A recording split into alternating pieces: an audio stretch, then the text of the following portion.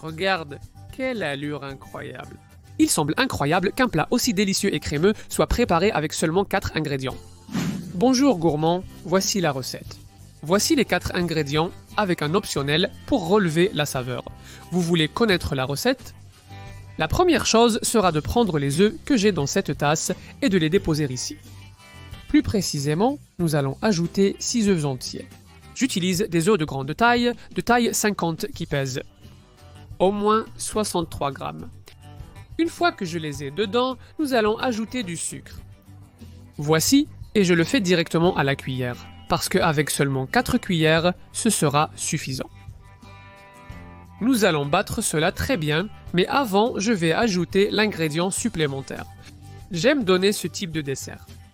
Dans mon cas, je vais ajouter un peu d'extrait d'arôme de vanille, comme vous pouvez le voir ici, mais vous pouvez utiliser un peu de jus d'orange. Zeste de citron duro. Une touche délicate supplémentaire. Pour donner une petite touche à ton goût personnel. Et ensuite, il faut tout battre très bien. Avec un fouet électrique, si tu n'en as pas d'électrique, fais-le avec un manuel. Le résultat sera le même si ça prend du temps. Un petit peu plus. Ce que nous cherchons, c'est que le mélange augmente un peu en volume et devienne totalement mousseuse. Vous remarquerez qu'elle est un peu plus claire et super pétillante, comme vous pouvez le voir à l'écran. De plus, le volume augmente, donc je vous recommande d'utiliser un récipient bien large. Ainsi, nous l'éclaboussons dehors. Eh bien, une fois que nous avons ceci aussi mousseux, nous allons ajouter l'ingrédient suivant, qui est le fromage à la crème, fromage à tartiner, un fromage type mascarpone vous convient, également, quel qu'il soit, aussi crémeux et doux. Mettez celui que vous avez, le moins cher, le plus accessible ou votre préféré. Ce qui est important, c'est que vous battiez à nouveau. Ici, nous voulons qu'il se dissolve complètement, donc si vous l'avez à température ambiante, je pense qu'il se dissoudra plus rapidement et les grumeaux disparaîtront. Nous voulons seulement que le goût soit dans une sorte de liquide totalement lisse et uniforme. Eh bien, en fait, je pense que je l'ai presque.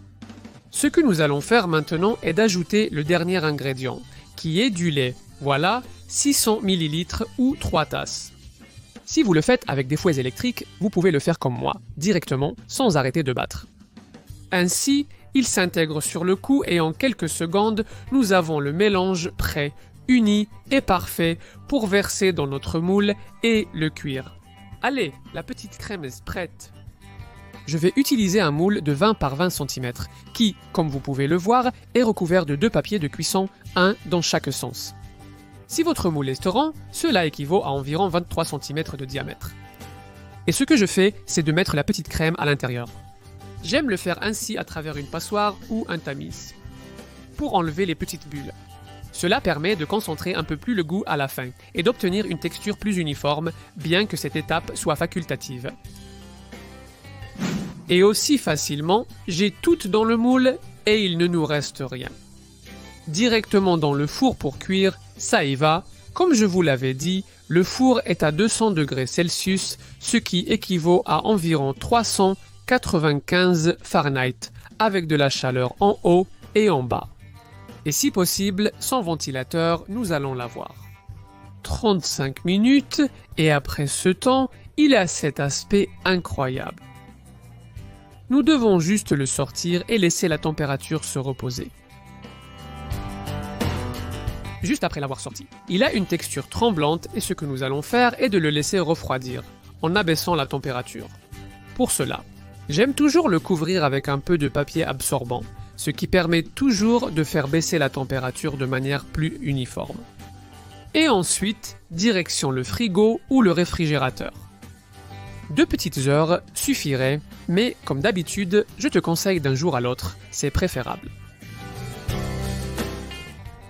Du côté de l'anneau latéral, c'est ainsi, nous démoulons et voici cette véritable merveille. Nous retirons également le papier sulfurisé que nous avions dans le moule et nous aurons prêt ce morceau de gâteau qui a l'air délicieux. Que dois-je faire maintenant? Eh bien, c'est optionnel, mais j'aime toujours donner un petit plus à la fin avec ce type d'affiche. Avec un peu de miel chauffé au micro-ondes, vous lui donnez une touche brillante très facilement et qui lui donne un point, un plus pour moi, super spécial. Donc si vous aimez, essayez-le et sinon vous pouvez aussi le faire avec un peu de sirop. Au final, vous obtenez une merveille comme celle que vous avez ici.